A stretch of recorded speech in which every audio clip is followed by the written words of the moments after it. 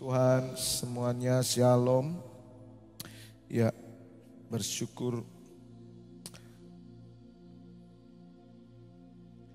saya akan menyampaikan apa yang Tuhan teguhkan ketika kita menyembah.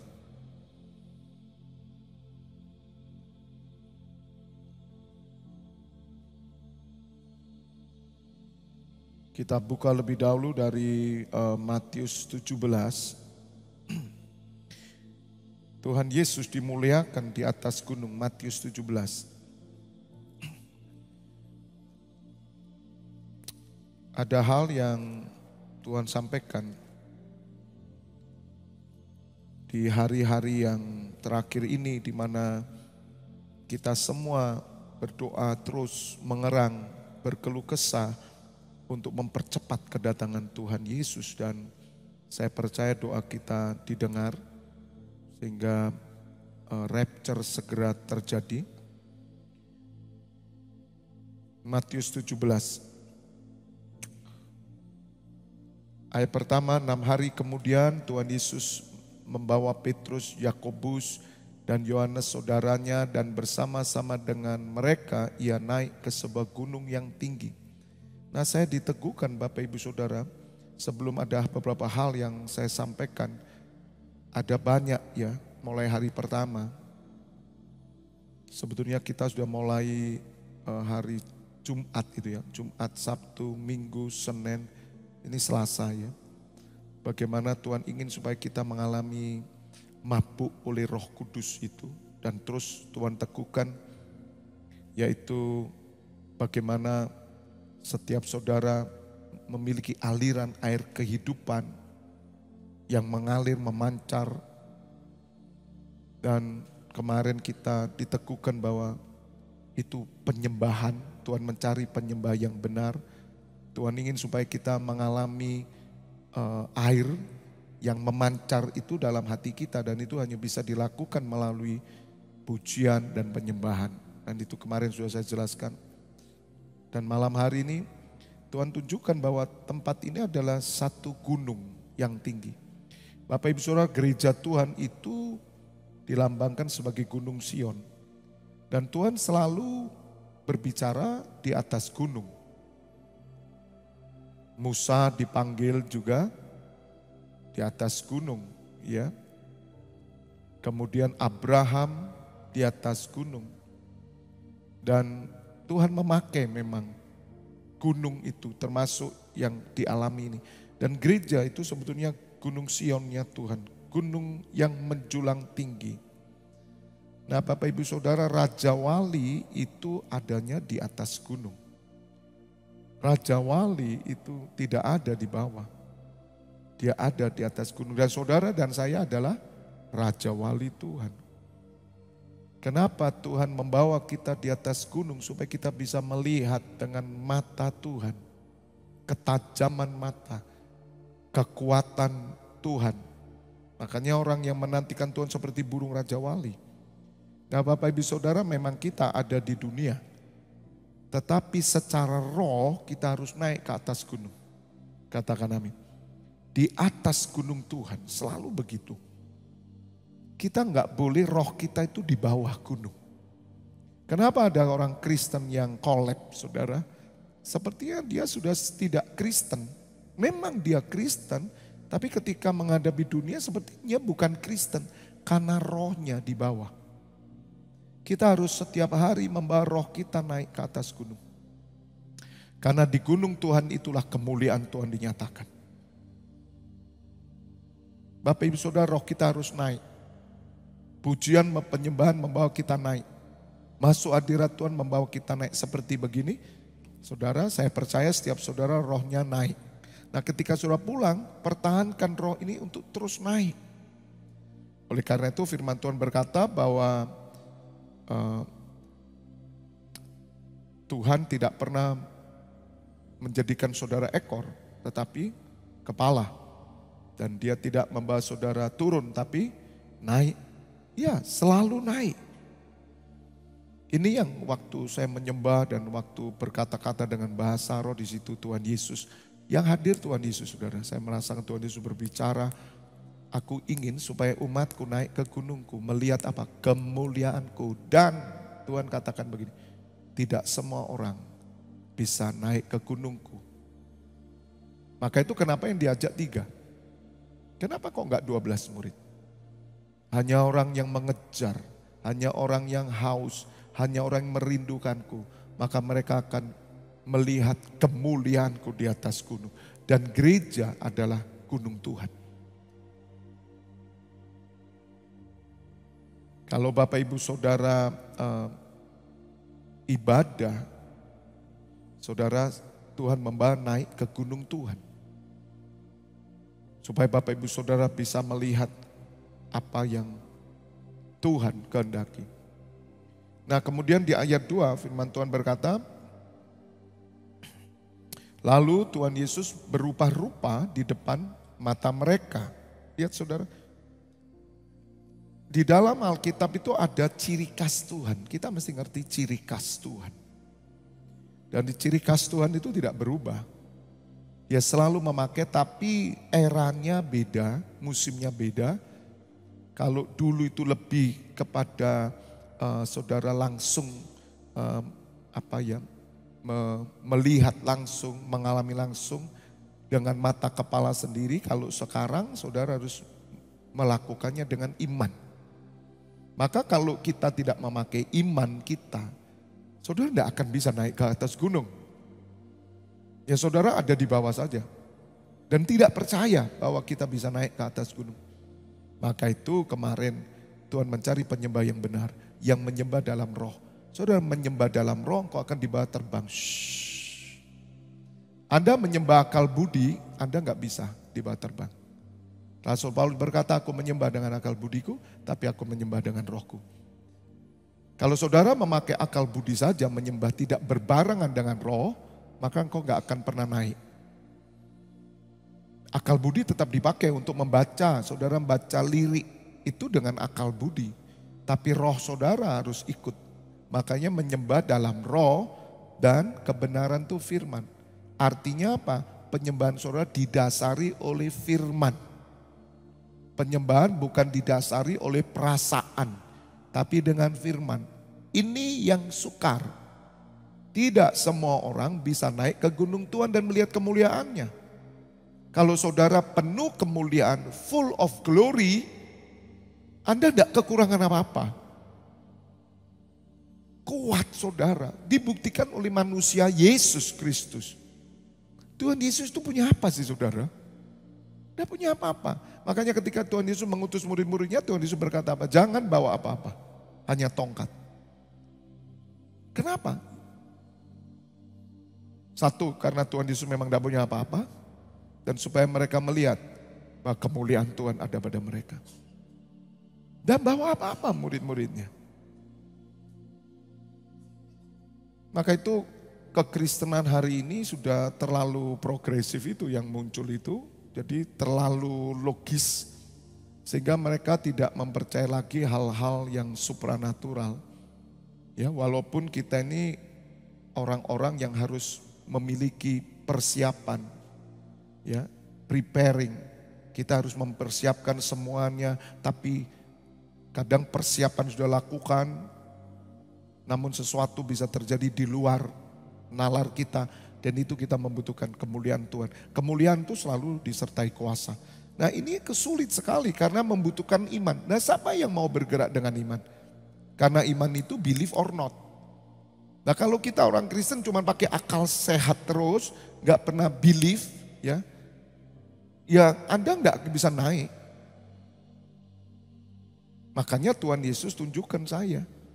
Gak semua orang bisa naik kepada kemuliaanku. Ya nyata memang kalau tidak percaya. Tuhan Yesus memang menyediakan kemuliaannya di muka bumi. Dengan iman saudara akan naik dan itu menghidupkan saudara.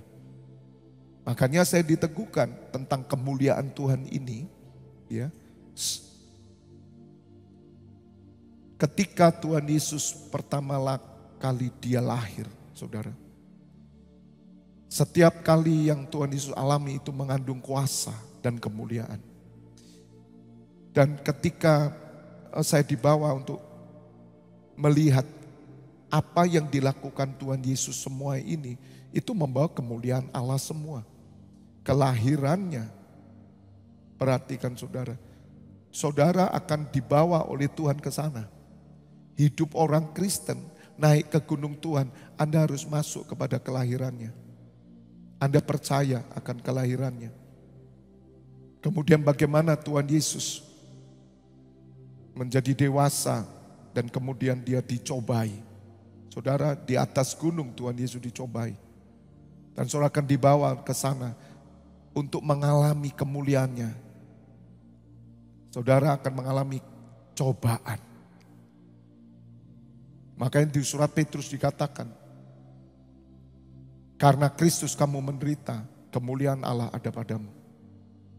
Bapak Ibu Saudara, apa yang Tuhan Yesus alami, saudara alami. Itu kemuliaan, itu naik ke gunung Tuhan. Dan itu harus bisa dialami dengan roh dan kebenaran. Harus dengan iman percaya. Karena Tuhan Yesus melewati step by step itu. Bahkan sampai dia akhirnya melayani. Tuhan Yesus setelah dicobai, dibaptis. Saudara dibaptis dan kemudian melayani. Semua mengandung kemuliaan, from glory to glory.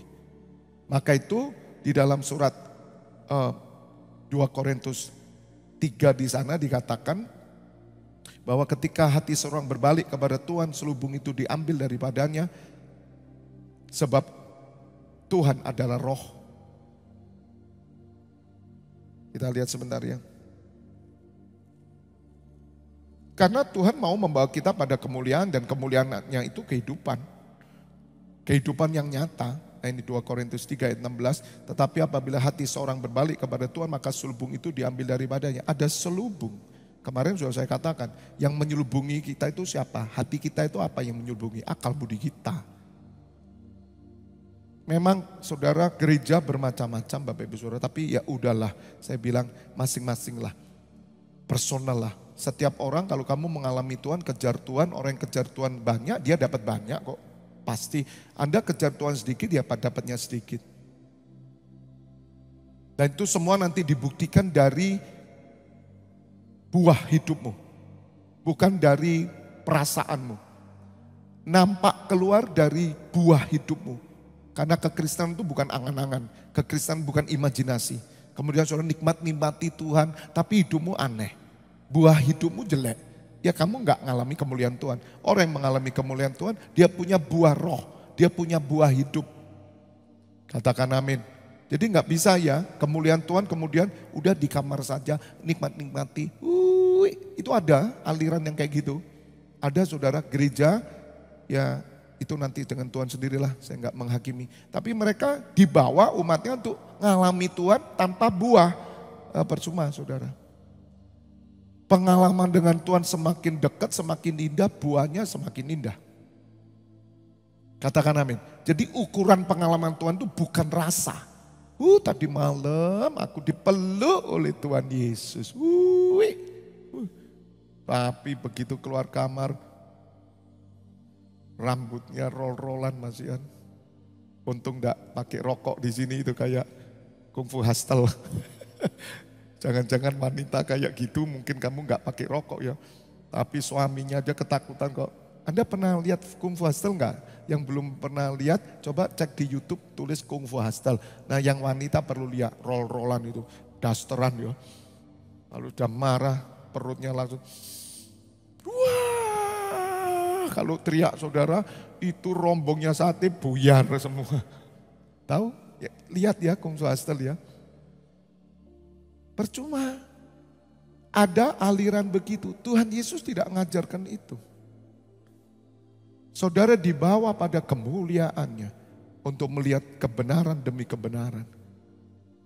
Maka itu ketika Musa naik ke atas gunung Tuhan, dia mesti menerima 2 loh batu. Orang yang ada di gunung Tuhan selalu mendapat firman. Naik ke gunung Tuhan dengan iman. Kalau saudara naik gunung Tuhan dengan benar, engkau dapat firman. Dan firman itu yang menghidupkan saudara. Firman itu yang memberi makan saudara. Makanya ketika Musa turun membawa 2 loh batu, ngelihat bangsa kayak gitu, marah dia saudara. Bangsa Israel di mana? Gak boleh naik ke atas gunung Tuhan, gak boleh. Kita diberi kesempatan naik ke gunung Tuhan. Siapa yang boleh naik ke gunung Tuhan? Orang yang bersih tangannya, suci hatinya. Siapa yang bisa suci hatinya? Kecuali orang yang telah menerima darah Tuhan Yesus disucikan. Dengar Bapak Ibu, kemuliaan selalu menghasilkan dua loh batu. Kemuliaan selalu menghasilkan firman. Semakin Anda melihat kemuliaan Tuhan, terang Tuhan, semakin Anda dipenuhi terang firman Tuhan.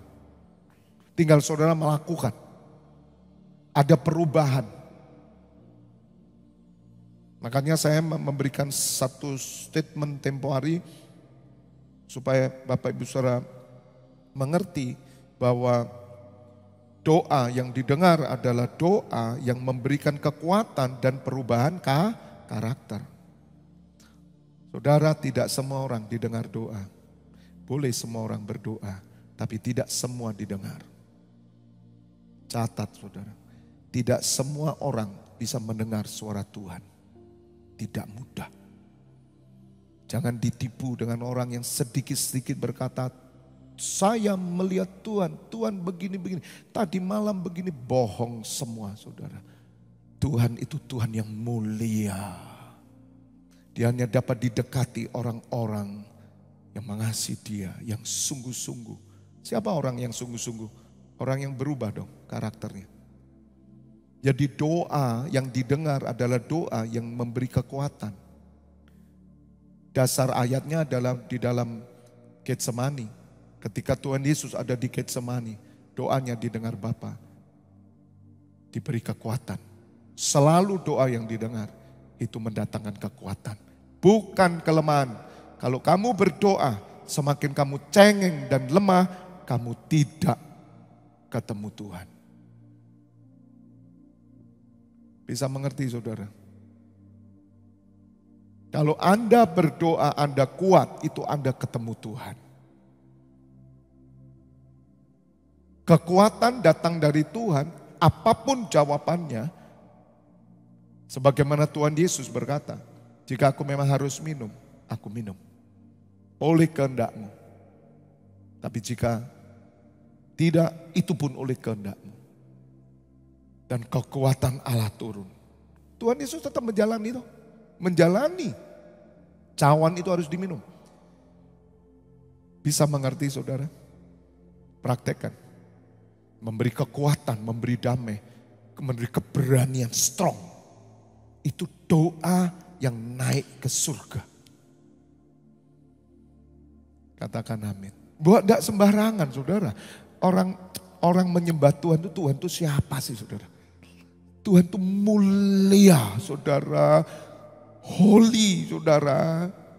Kalau kamu benar-benar ketemu Tuhan saudara, kamu benar-benar merendahkan diri. Orang luar kalau nyembah Tuhan itu sangat-sangat hormat. Makanya di kekristenan jangan kecilkan Tuhan. Jangan rendahkan Tuhan. Dia sakral banget saudara. Jangan seenaknya tegur Tuhan. Jangan seenaknya komplain sama Tuhan. Siapa kita? Tapi dalam kekristenan Tuhan itu sudah maaf saudara. Nyanyiannya ya. Kita enggak diajar ngelihat Tuhan yang holy, yang maha. Kita kok disejajarkan kita Tuhan itu loh gimana saudara. Makanya anak-anak sekolah minggu Tuhan Yesus dia jadikan konco. Ya pasti aja kurang ajar. Lagu-lagunya Tuhan Yesus sahabatku, sobatku, aku enggak setuju itu. Harus dirubah. Kamu jangan rendahkan Tuhan. Didengar orang lain ya. Itu tabu. Allah itu enggak boleh kamu sejajarkan. Tabu banget. Bisa ngerti saudara? Maka orang yang mau lihat kemuliaan Tuhan, mau dengar suaranya. Kalau orang ini menguduskan Tuhan dalam hidupnya. Baru dengar suara. Tidak sembarangan. Maka itu saya catat doa yang didengar ada doa yang memberi kekuatan dan perubahan karakter. Karakter kita diubahkan terus. ada perubahan. Gak bisa lah karakter jelek Anda berkata Tuhan jawab. Tidak pernah Tuhan jawab kamu. Dan gak usah berdoa kamu. Siapa kamu berdoa? Tidak mudah saudara. Menghampiri Tuhan yang holy itu tidak mudah. Yang mengerti katakan amin. Hormat dan takut. Itu jelas di dalam Ibrani 12 ayat 25 kita baca terus ya toh. Karena kita tinggal dalam kerajaan yang tidak tergoncangkan. Marilah kita mengucap syukur ayat 28 yang mungkin juga. Mengucap syukur dan beribadah kepada Bapa Elohim. Dengan apa saudara? Menurut apa saudara? Menurut cara yang berkenan kepadanya dengan apa? Dengan apa? Hormat dan takut. Jadi doa itu mesti hormat dan takut. Siapa yang ngajari doa seenaknya? Waduh saudara, gak bisa saya bilang, gak bisa. Maaf sekali pendeta-pendeta jangan ngajari jemaat kurang ajar. Enak aja kamu doa dengan sembarangan. Emangnya doa itu kamu pikir apa? Apa saudara doa itu? Makanya saya tertawa kalau orang dengan gampangnya mendengar suara Tuhan. Gak gampang. Kamu harus punya telinga yang suci. Lebih baik katakan saja. Saya kok diteguhkan ya. Gitu aja lah. Ojo ngomong saenake. Karena tidak semua orang menerima suara Tuhan. Bangsa Israel aja berkata, Musa kamu yang ngomong sama Tuhan. Kami tidak tahan, kami tidak berani. Ya memang begitu. Kok kita seenaknya? Tuhan berkata hanya kepada Musa, aku berhadapan muka dengan muka. Ini orang yang kupilih loh. Saudara tahu siapa Musa? Saudara tahu hidupnya Musa? Baru dengar loh suara Tuhan. Hidupnya Musa itu loh lihatan. Tidak sembarangan, tapi kekristenan dicacah saudara. Maaf ya kayak nyacah berambang gitu saudara. Dikecilkan Tuhan, gue pikir Tuhan tuh siapa?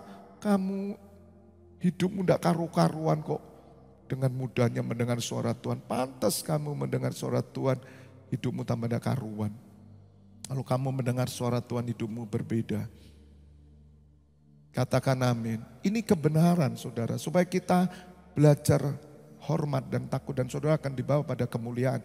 Kemudian tadi di Korintus, saya tunjukkan lagi Korintus ya.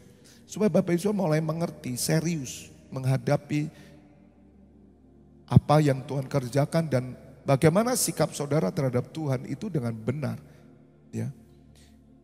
Kemudian ayat 17 dikatakan, sebab Tuhan adalah roh dan di mana ada roh Allah, di situ ada apa saudara? Ada kemerdekaan, ada kemenangan. Kemerdekaan itu ada freedom, Anda tidak ketakutan. Itu harus diuji. Gitu. Kalau Anda mau masuk kemuliaan dan itu tiap hari, Tuhan itu menunjukkan di sana. Saudara harus menemukan itu. Menyembah dalam roh dan kebenaran itu dalam kemerdekaan. Kemerdekaan itu bukan artinya jawaban yang selalu Anda inginkan. Tidak. Tuhan memberikan kemerdekaan. Kekuatan, keberanian. Ayat 18. Dan kita semua mencerminkan apa saudara? Kemuliaan Tuhan. Dengan muka yang tidak berselubung. Kapan kemuliaan itu tercermin dalam hidup kita? Ketika kita melihat Tuhan. Kita masuk hadiratnya dengan iman. Selubung sudah dibuka. Pikiran-pikiran kita sudah dirontokkan. Kita memakai hati kita. Menyembah Tuhan dalam roh dan kebenaran. Dan karena kemuliaan itu datangnya dari Tuhan yang adalah roh. Bagaimana roh Allah memenuhi saudara? Kalau saudara rindu dipenuhi oleh roh Allah, kemuliaan itu memancar. Tuhan Yesus jelas loh saudara. Teguhkan saya loh tadi waktu saya berkata-kata dengan bahasa roh. Tidak semua akan menerima kemuliaanku. Kemuliaanku itu, saudara, hanya didapat oleh karena roh itu. Kalau Anda dipenuhi roh senantiasa, kemuliaan yang memancar. Orang yang hidup dengan kemuliaan Tuhan ya saudara. Kemuliaan itu akan bekerja luar biasa. Dan itu yang harus kita kejar. Kedagingan tidak pernah menghasilkan kemuliaan. Kalau dagingmu semakin besar kau pelihara, hawa nafsu duniamu semakin tinggi, kemuliaan semakin turun. Kalau dagingmu semakin turun, kemuliaan semakin naik. Itu fakta saudara. Kalau saudara hidup dalam kemuliaan, maka engkau akan melihat sesuatu yang tidak pernah dilihat oleh mata, itu dinyatakan sama Tuhan. Bukan kamu saudara yang bergerak, Tuhan yang bekerja. Hidupi kemuliaan itu, bangunlah kemuliaan. Pekerjaan yang kau lakukan, apapun, diurapi Tuhan. Kalau kemuliaannya ada, saudara, engkau akan melihat kewibawaan Allah. Dan itu butuh perjuangan. Coba lihat dukun itu loh. Dukun itu kalau dia tambah sakti, dia harus punya ritual yang banyak gitu loh. Nah orang Kristen pikirnya enggak ada ritual. Instan. Bagaimana mungkin instan? Gak ada instan Bapak Ibu Saudara dalam kekristenan. Kekristenan logika itu instan. Kekristenan roh tidak instan. Karena faktanya ada. Semakin dukun itu punya ritual Senin dan Kemis puasa, kemenyan naik. Dia sakti mandraguna. Roh itu begitu. Kalau saudara tidak pernah memperhatikan roh seperti itu, ya dia diam. Haleluya. Kalau kamu tidak melakukan roh seperti itu, diam. Kayak tadi ini. Ini salah satu pujian penyembahan. Kalau saudara benar-benar masuk ke sana, Tuhan akan tunjukkan kemuliaan. Tidak bisa saudara naik ke gunung Tuhan kok. Gimana saudara? Tidak semua orang dipersilakan naik. Saudara sudah punya iman tinggal saudara naik? Enggak. Kalau saudara enggak mau naik ya saudara tidak akan mendapat kemuliaan yang semakin besar. Maka kita diubahkan menjadi serupa dengan gambarnya dalam kemuliaan yang semakin besar. Bisa mengerti? Bisa mengerti? Saya kasih tahu ya, supaya saudara realita kekristenan itu sadar. Siapa sih yang mati itu seperti Rasul Paulus? Tolong buka dalam 2 Timotius 4 ayat 7. Coba toh, saya seumur saya hidup sebagai orang Kristen, ngubur banyak orang, ngeremasi banyak orang. Belum pernah saya lihat kematian orang seperti Paulus. Dan saya berjanji saya mau seperti Paulus. Dan saudara juga. Saudara banyak orang Kristen yang hanya KTP saudara. Sungguh, tapi kita ya sudahlah menghibur keluarganya atau namanya menghibur kok. Oh jelas-jelas tidak terlibat apa-apa, tidak ke gereja bagaimana. Saya hanya berdoa dan berdiri bagi orang itu di hadapan Tuhan. Saya minta kasih karunia. Barusan terjadi beberapa hari di Malang. Seorang wanita terjun bebas di jembatan yang dekat. Apartemen Begawan itu. Apa namanya daerah apa? Tunggul Wulung ya. Itu jembatan. Itu loncat saudara. Mati. Dan Bapak Ibu Saudara kaget bukan main. Wong ternyata itu yang telepon, yang ibunya telepon saya. Saya bilang, cek dulu dong, jangan ngawur bu, nanti ditipu lo itu. Saya cek langsung di YouTube saudara, saya cek gadis lompat jembatan begitu aja ya. Buka saudara di Malang 2 hari yang lalu, 3 hari. Ya Tuhan umur 19, ya Tuhan, ya Tuhan. Ibunya WA saya, Pak doakan ya Pak, doakan bu. Saya berdoa yuk, supaya dia diampuni ya. Ibu tahu itu bunuh diri, dan bunuh diri itu neraka. Saya doa loh saudara. Saya doakan, Tuhan ampunono, ampunono, saya berdiri. Umur 19, bu anak ini enggak ke gereja. Oh ke gereja. Alkitab itu Pak, diwarna sampean. Loh berarti kan setiap kata-kata dia garisi. Lihat. Sekarang mau ngomong apa? nulis surat sama kakaknya, karena tinggal sama kakaknya, dengan bergurau. Dia senang di Malang, dia senang di kota Malang itu senang. Loh tapi kok kota Malang dipakai jadi bunuh diri toh? Waduh, saya pikir, saudara bagaimana? Saya ajak Bapak Ibu Saudara ya untuk menjadi Kristen yang mulia. Karena saudara memiliki kemuliaan, katakan amin. Mari kejar, ojo main-main. Jangan ini jangan saudara pikir ini cuman cuman agamawi gitu loh. Ya sudahlah, pokok ke gereja, pokoknya gini ibadah. Enggak saudara, ini kehidupan. Saudara tahu, udah dikremasi. Hari Minggu kemarin di WA, Pak, suami saya meninggal loh. Bapaknya anak ini meninggal. Gimana? Ya cok guyon gitu. Enggak Pak. Tadi pagi makan bubur. Ya mungkin karena sedih ya. Kemudian dia agak enggak enak. Aku doakan. Didoakan sebentar tidur meninggal. Jadi belum 1 minggu, ya ibaratnya tanah belum kering, bapaknya meninggal. Jadi 2. Nah masalahnya bukan meninggalnya gitu loh saudara. Saya tuh kepingin gitu saudara. Tolong bukakan 2 Timotius 4.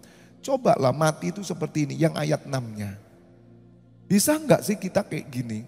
Mengenai diriku, darahku sudah mulai dicurahkan sebagai apa?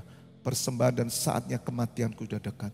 Loh darah Paulus itu dicurahkan sebagai persembahan. Lihat saudara. Paulus tahu hidupnya bagi Kristus. Mati keuntungan. Ayo toh dikejar. Jangan sampai kita mati itu nggak bisa kayak gini. Dan ayat 7-nya Rasul Paulus berkata, aku telah mengakhiri pertandingan dengan baik. Bapak Ibu Saudara, kita harus mulia. Darah kita udah dicurahkan enggak? Gitu. Nah kalau hidup kita itu hanya untuk pribadi kita, hanya untuk dunia ini, saudara matimu nggak akan begini. Saya nggak pernah lihat 26 tahun loh saudara. Maaf termasuk yang berkata hamba Tuhan. Yang berkata pendeta, tidak saya belum tahu. Atau memang saya belum mengetahui, tapi saya seumur-umur saya tidak melihat. Kita harus sadar ya, kemuliaan itu ada. Dan kita harus mengejar ke sana. Aku telah mengakhiri pertandingan dan baik, dan aku telah mencapai garis akhir, dan aku telah memelihara iman. Dan Rasul Paulus berkata, sekarang tersedia bagiku mahkota kebenaran yang akan dikaruniakan kepadaku oleh Tuhan Hakim yang adil pada harinya. Tetapi bukan hanya kepadaku, melainkan juga kepada semua orang yang merindukan kedatangannya. Berarti bukan bukan Paulus saja, tapi Paulus berkata kepada orang yang merindukan kedatangan Tuhan Yesus. Artinya Rasul Paulus merindukan juga kita itu mati kayak dia. Coba toh. Kita sudah curahkan enggak sih darah kita? Nah saya rindu Bapak Ibu Saudara. Kekristenan kita itu berubah.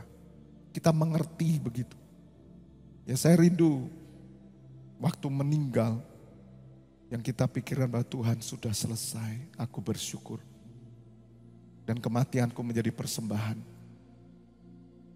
Dan saatnya aku terima mahkota. Dan aku lepaskan berkat urapan.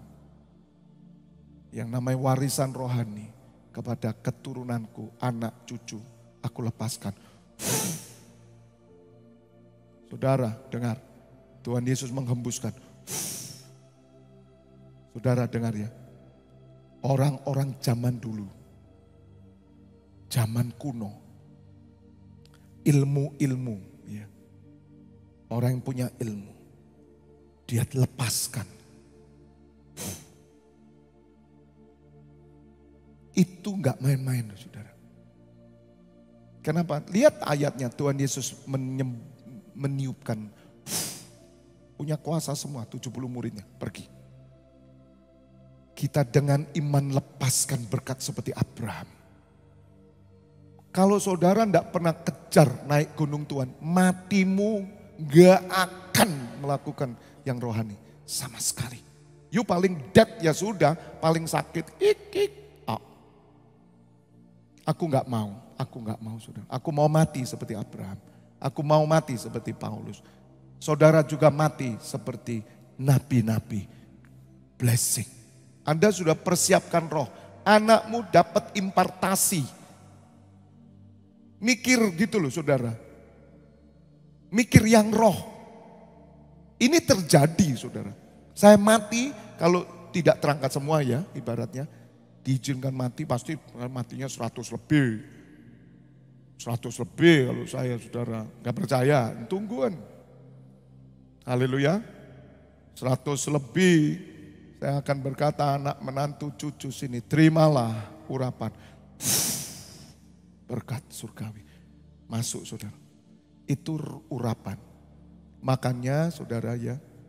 Seseorang yang dilepaskan urapan tepat pada waktunya. Itu turun. Itu impartasi semua karunia masuk. Saudara jangan pikir itu hanya ada di film-film persilatan ya. Perdukukan jenggot begini. Kemudian dititiskan. Itu ada. Katakan amin. Yang percaya. Yang tidak percaya jangan amin. Anda dapat mana urapannya kalau nggak percaya. Urapan itu transfer spirit langsung. Kemuliaan turun. Nah kembali Bapak Ibu Saudara kembali ya. Kan ini nyambung nanti juga besok kita ketemu lagi. Karena banyak yang harus saya sampaikan. Tadi perubahan karakter jelas ya saudara, doa yang didengar, doa yang memberi kekuatan, perubahan karakter. Dan itu ayatnya ada di dalam nanti saudara baca di rumah Yohanes 15 ayat 16. Karena Tuhan memanggil kita, memilih kita untuk kita berbuah dan buahnya tetap. Ya toh? Dan apa yang kamu minta akan diberikan Bapa kepadamu. Tapi buahnya tetap. Pergi dan berbuah dulu dong. Gak pernah urusan pelayanan, you doa, gak dijawab. Enak saja kamu. Kamu pikir Tuhan siapa? Anda tidak terlibat dalam pelayanan, jangan doa. Doamu tidak akan dijawab. Karena doamu sama dengan orang yang tidak mengenal Allah. Orang di luar sana doa dijawab enggak katanya? Jawab toh? Loh, tanya orang ibu-ibu di sana. Tuhan jawab doa saya Pak, puji Tuhan. Oh enggak puji Tuhan sih, mereka bukan orang percaya. Gitu. Ya toh? Dengar dijawab enggak?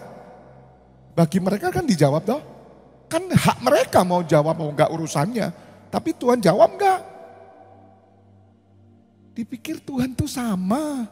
Beda Bapak Ibu. Tuhan kita beda. Tuhan yang berkuasa. Tuhan tidak sembarang jawab doa orang. Yang didengar orang yang dipilih oleh Tuhan, yang hidupnya benar dulu dong. Enggak sama sekali enggak ada obat, enggak usah doa saya bilang. Karena doamu itu enggak dijawab. Anda akan tahu doa yang dijawab.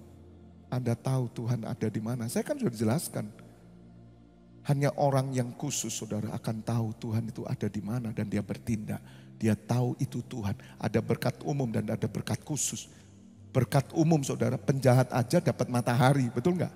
Betul enggak? Betul enggak? Dapat hujan juga. Berkat umum itu sebab akibat. Berkat khusus beda. Kamu tahu berkat khusus itu dari Tuhan, you tahu. Dan tidak sama dengan berkat umum. Sepertinya sama, tapi tidak. Karena itu hanya diberikan khusus sama Tuhan. Dan saudara yang tahu. Ada berkat umum. Berkat umum itu orang di luar itu sebab akibat kerja, rajin, laris. Ya udah berkat umum. Gak usah doa kalau itu. Sekolah, anak-anak sekolah belajar yang pinter ya pasti naik kelas kan gitu. Gak belajar lulus gak? Gak mungkin dong. Itu berkat umum dikasih sama Tuhan berkat umum. Tapi kita punya berkat khusus. Lah kalau saudara tidak pernah masuk hadirat, tidak pernah masuk kemuliaan, tidak pelayanan, gimana ada berkat khusus buat kamu? Hiduplah dengan berkat umum, ya udah nikmati aja duitmu itu umum, udah. Berkatmu umum, tapi dengar, ada berkat khusus yang Tuhan berikan. Dan berkat khusus itu akan membawa saudara semakin mengenal Dia. Semakin cinta Dia. Semakin saudara menghormati dan tersungkur. Sama seperti yang namanya Petrus. Ketika Petrus menemukan berkat khusus, dia tersungkur, dia berkata, Tuhan, hanyalah daripadaku. Aku orang berdosa, itu berkat khusus. Berkat umum tidak membuat kamu tersungkur. Dan itu diberkati sama Tuhan. Tidak apa-apa, itu dari Tuhan juga. Berkat umum, tapi berkat khusus berbeda. Doa itu berkat khusus. Tidak semua doa dijawab. Bisa ngerti sekarang? Ya, supaya Bapak Ibu Saudara memahami. God bless you all. Besok nyambung. Tepuk tangan bagi Tuhan. Haleluya. Biar tambah mumet pulang. Supaya Anda takut dan geder tersungkur. Kapokmu kapan? Saya serius ngomongnya. Juga yang di rumah. Yuk jangan mentang-mentang. Tuhanku itu Tuhan sakral. Pak, Bu, kamu seenaknya hidup gak berubah ngomong doa dijawab. Bohong lu. Bohong saya bilang. Bapak, kami bersyukur Engkau membawa kami untuk mengenal lebih dalam lagi. Naik ke gunung-Mu yang luar biasa. Kami melihat kemuliaan putra-Mu, dahsyat. Dan malam hari ini hamba belum selesai menyampaikannya. Tapi besok tambahkan lagi ya Bapa. Kami pulang membawa berkat kemuliaan di dalam nama Bapa, Putra dan Roh Kudus. Yang sudah diberkati bersama katakan amin. God bless you all. Besok.